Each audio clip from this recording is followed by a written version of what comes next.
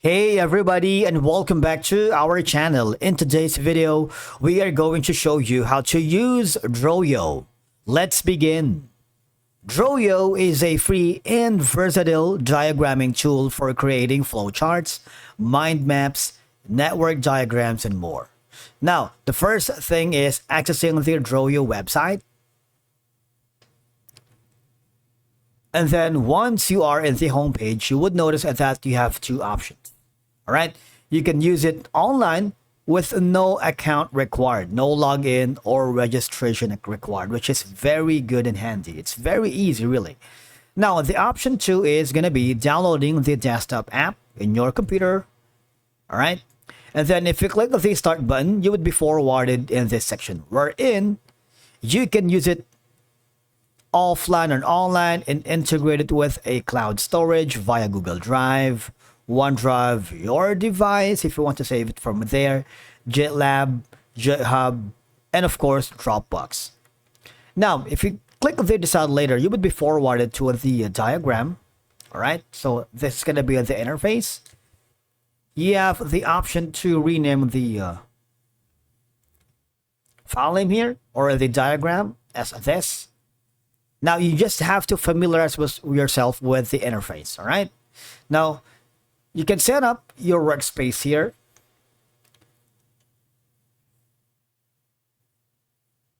Now, once you have accessed the drawio interface, you would notice that you have an access to the left side panel of your dashboard. These are going to be the tools that you can use. For example, if you click on the general, all right, miscellaneous, the advanced, and of course of the flowchart. These are going to be your tools. You can click on more shapes. You can choose from any of the following: standard, software, networking, and of course other and business. All right. If you click the flowchart here, you would notice that you can drag and drop all elements here in this canvas, empty canvas that you wanted. All right. You can put in here. You can connect the relationship. You can add more information here as you go along the way. Now, seemingly here, you can also put in an entity relationship. For example, if you click this, you would notice that you have an option to do that. It's very simple, really, and you just choose the available templates for flowcharts, UML diagrams here. Click on it. You can put in like a person, an actor. You can resize all the shapes accordingly to your preferences, and of course, your likeness. This miscellaneous gives you all these shapes where you can highly customize all these. General right here. If you want to add text, for example, we're going to add a text here. All right. So this is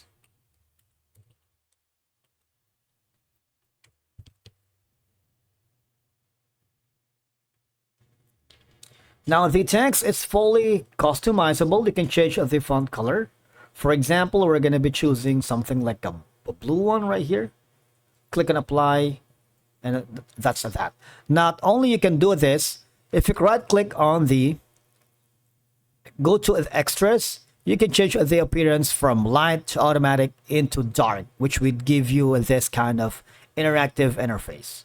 In the extras, you can basically go to improve contrast and high contrast. You see there's going to be a contrast where it has like a white edge on the line, like a border, which is very handy. Now, you can also add in an image if you want. You can import from a Google Drive, OneDrive, Dropbox, GitHub, GitLab on your browser or device. I'm going to upload a photo to make this diagram interesting. And from here, you can simply click this image right here. I'm going to drag and resize it accordingly so you guys can see it. Right now, once you are familiar with the tools here, it's really easy. It's a drag and drop. It's intuitive. You can use the toolbar and shapes, hover over shapes until arrows appear, and drag it to connect to another shape. It's very easy customizing the diagrams because you can put in, for example, this one. Go to the style. You can choose from any of the following colors if you want to add color. You see that? It's very easy, really. You can put in as much as many colors that you want here in this section.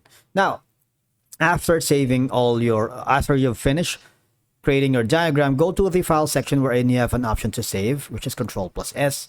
But the thing is, you can choose from any of the following file formats. You can choose an XML, an editable bitmap image or PNG, or editable vector image as SVG or HTML file, depending on your preferences. All right. Again, here in the save as, it's similarly to that. If you want to make a copy, like a duplicate of this as a backup data, you are welcome to do that. What will happen is you have created a backup copy of your diagram.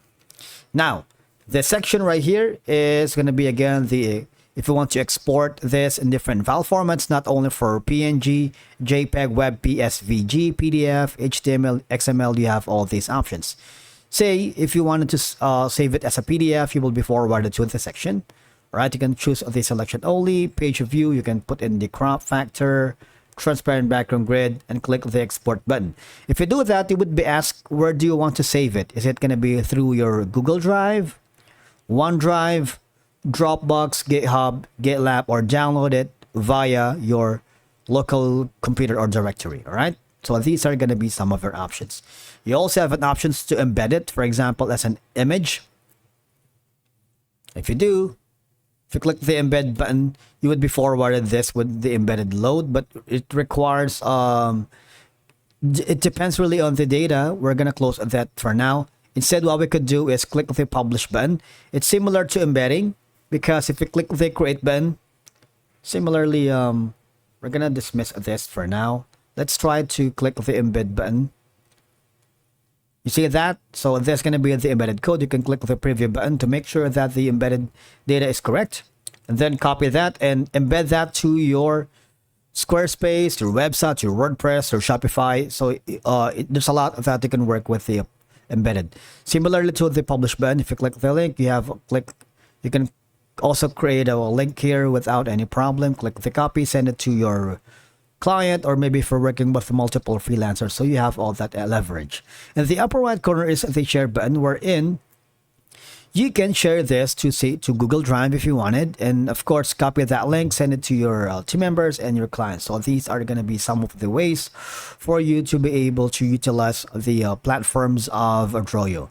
Now you see there is an option here that says you can embed this image at going to Google Docs, Google Slides, Google Sheets, and Microsoft Office, which we have discussed in a separate video. All right, and all you have to do is click on the Get It Now, and you have to link your Microsoft account here in drawio.